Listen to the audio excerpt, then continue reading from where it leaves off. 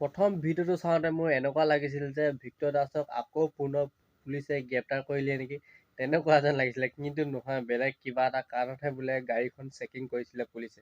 যিয়ে কি নহওক, কিন্তু ভিক্টৰ দাস য'তে যায় ত'তে মানে মানুহ গোট খাই যায়। এয়া হৈছে মানে ভিক্টৰ দাসৰ পাৱাৰ বুলি ক'ব লাগিব। কিন্তু অলপমান মানে বেয়া শব্দবিলাক বেছিকৈ মানে ব্যৱহাৰ কৰে। একো নাই বাৰু, তেওঁৰ এইটো মনৰ ক্ষোভতে মানে এইবিলাক মুখৰ পৰা ওলাই যায়। কিন্তু কি ক'ম আৰু, ভিক্টৰ দাস য'তে যায় ত'তে মানে মানুহ লাইন লাগি যায়। নাম কোৱা নাই যদিও এই বুঢ়াজনে শুনি লওক, এই বুঢ়া, মই তোমাক বুঢ়া বুলি কৈছো, সংগঠন এৰা। বুঢ়া বুলি নাম কোৱা নাই যদিও বুজি লওক কাক বুঢ়া বুলি কৈছো। অসমীয়া ডেকাক ধ্বংস কৰি দিলি, অসম বিক্ৰী কৰি দিলি ওপৰৰ লগত মিলি। এটা কথাকে মই বাৰে বাৰে কৈ থাকিব লগা হৈছে, লাজ লাগিব লাগে বুঢ়া। গোটেই সংগঠনবিলাক শুনি লওক। প্ৰত্যেকবাৰে মোৰ ব্যৱসায়ৰ টাইমত আপোনালোকে চান্দা তুলিব আহে, চান্দাৰ ইমান মতা কাগজ হৈ যায়। এইবাৰ আপোনালোকে কোনোবা হওক, মোৰ তাতে পেনত পেচাব কৰাই দিম। মই পেনত পেচাব কৰাই দিম, মই কৈ দিছোঁ। যাতে কোনো নাহে মোৰ তাতে, জিতেন্দ্ৰ চালৈত তাতে শান্তিপুৰত কোনো যাতে নাহে। মই পেনত পেচাব কৰাই পঠাই দিম। ঘেণ্টা জয় অসম ক'ব পাৰা তোমালোকে, বিকাশ অসম জয় অসম কৰা তোমাৰ অধিকাৰেই নাই। তুমি মোক দেৱালীৰ টাইমত যিটো তুমি জুবিনৰ নামত মোক তুমি যিটো পইচাৰ দাবী দিছিলা, আৰু তুমি মোক কি কৈছিলা, তুমি উচ্চ শিক্ষিত, তুমি তোমাৰ অমুক ডিগ্ৰী তমুক ডিগ্ৰী, মই পাহৰি গৈছোঁ। তোমাৰ সেই ডিগ্ৰী কাগজখন লৈ এটা চানা আলাত তাতে লৈ যাবা, লৈ যাই তুমি তাতে চানা খাবা। লুটিবৰ কাৰণে সংগঠন খুলি আছা। আজি তুমি কি আছিল বিললাচি থানাত তুমি তোমাক বহিষ্কাৰ কৰিছে। কিন্তু তুমি এজন গুণ্ডা হয়, আৰু তুমি কোৱাচোন তোমাৰ কি ইনকাম আছে ইনোভাত যে ঘূৰা? তুমি কি ব্যৱসায় কৰা? তুমি যে ইনোভাত ঘূৰা কি ব্যৱসায় কৰা? তুমি মোক কোৱাচোন, ক'ৰ পৰা পালা তুমি টকা? কি ব্যৱসায় কৰা? আছে তোমাৰ ইনকাম টেক্সৰ ফাইল? জন্মগতভাৱে মোৰ জন্ম যিহেতু মোৰ চেণ্ট্ৰেল গুৱাহাটীত, মোৰ তেজ উতলি আছে, মোৰ ৰাতি টোপনি নাহে। দুটা স্লিপিং টেবলেট খায়ো টোপনি নাহে যে মই এজন মানে অনা অসমীয়া বহিৰাগতৰ মানে হেৰিত থাকিব লাগিব, শাসনত মই থাকিব লাগিব। মোৰ এই বস্তুটো হজম হোৱা নাই। গোটেইবিলাক সংগঠন বিক্ৰী হৈ গ'ল।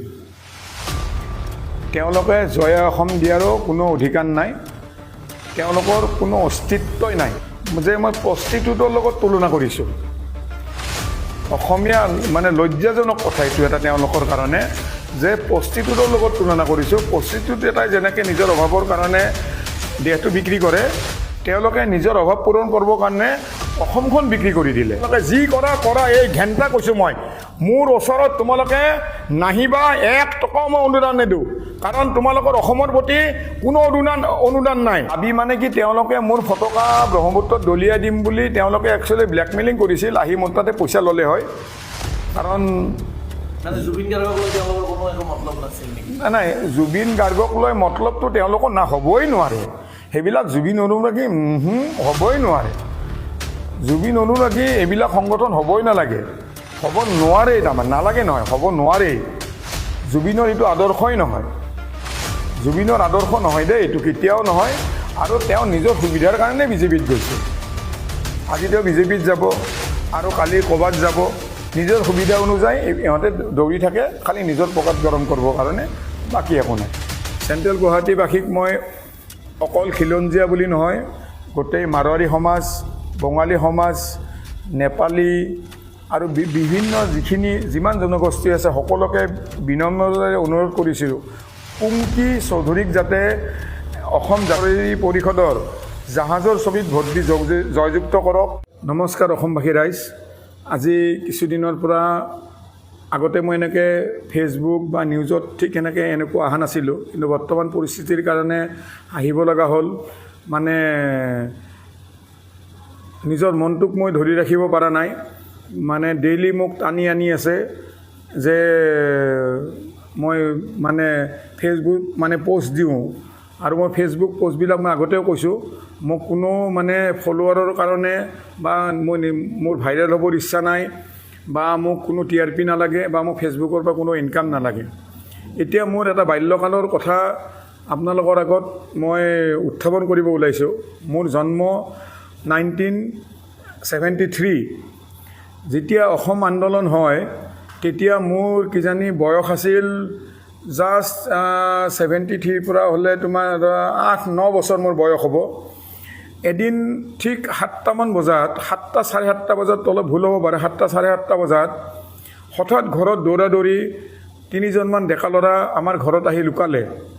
চুকে কোণে লুকালে, কোনোৱে পাকঘৰত সোমালে।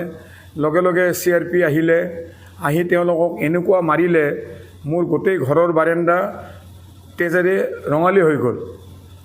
আৰু আজিও মোৰ সেই তেজৰ চেকুৰা মোৰ চকুত মোৰ ভাঙি আছে, আজিও ভাঙি আছে। মোৰ মায়ে সেই তেজৰ চকুৰা কাপোৰেদি মুচিছিলে, সেই তেজৰ চকুৰা আজি কাপোৰেৰে মুচিছিলে।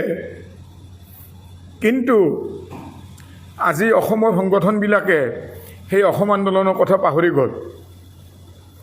অসম আন্দোলনৰ কথা পাহৰি গ'ল, গোটেই সংগঠন বিক্ৰী হৈ গ'ল। আজি সেই অসম আজি আৰু নাই। আমি সেই অসমত আমি বাস কৰা নাই। এখন সেই 1980, 85, 90 অসম এতিয়া নাই। এতিয়া এখন সম্পূৰ্ণ এখন বেলেগ অসম, আৰু মেক্সিমাম সংগঠনেই ধ্বংসকাৰী সংগঠন।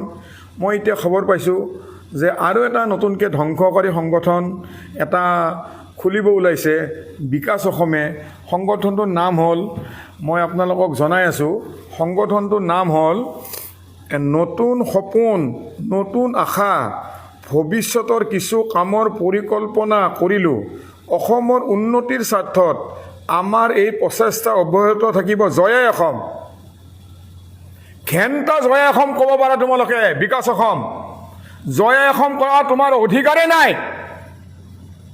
তুমি মোক দেৱালীৰ টাইমত যিটো তুমি জুবিনৰ নামত মোক তুমি যিটো পইচা দাবী দিছিলা, আৰু তুমি মোক কি কৈছিলা, তুমি উচ্চ শিক্ষিত, তুমি তোমাৰ অমুক ডিগ্ৰী তমুক ডিগ্ৰী, মই পাহৰি গৈছোঁ। তোমাৰ সেই ডিগ্ৰী কাগজখন লৈ এটা চানা আলাত তাতে লৈ যাবা, লৈ যাই তুমি তাতে চানা খাবা। তোমাৰ ডিগ্ৰীৰ কোনো ভেলু নাই। সেনেকুৱা ডিগ্ৰীৰ কোনো ভেলু নাই, কোনো মূল্য নাই। তুমি অসমৰ পৰা বাহিৰ হৈ যোৱা। বাকীবিলাককো কৈছোঁ, বাহিৰ হৈ যোৱা। এইবিলাক সংগঠন আৰু নুখুলিবা, আৰু ধ্বংসকাৰী সংগঠন নুখুলিবা। লুটিবৰ কাৰণে সংগঠন খুলি আছা। আজি তুমি কি আছিল, বিললাচি থানাত তোমাক বহিষ্কাৰ কৰিছে।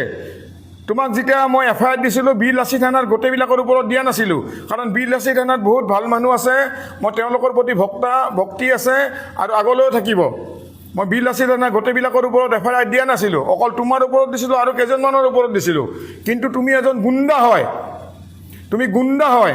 আৰু তুমি কোৱাচোন, তোমাৰ কি ইনকাম আছে ইনোভাত যে ঘূৰা? তুমি কি ব্যৱসায় কৰা? তুমি যে ইনোভাত ঘূৰা, কি ব্যৱসায় কৰা তুমি মোক কোৱাচোন? ক'ৰ পৰা পালা তুমি টকা? কি ব্যৱসায় কৰা? আছে তোমাৰ ইনকাম টেক্সৰ ফাইল?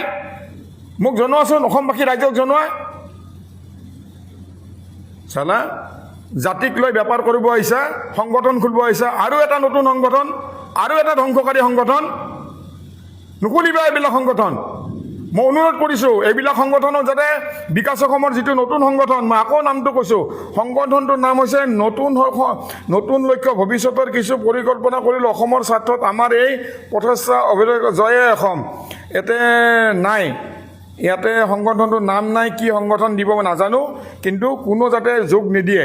আপোনালোকে এইটো চাই লওক, এইটো তেওঁলোকৰ পোষ্ট। আপোনালোকে এই পোষ্টটো চাই লওক, এই পোষ্টটো চাই লওক।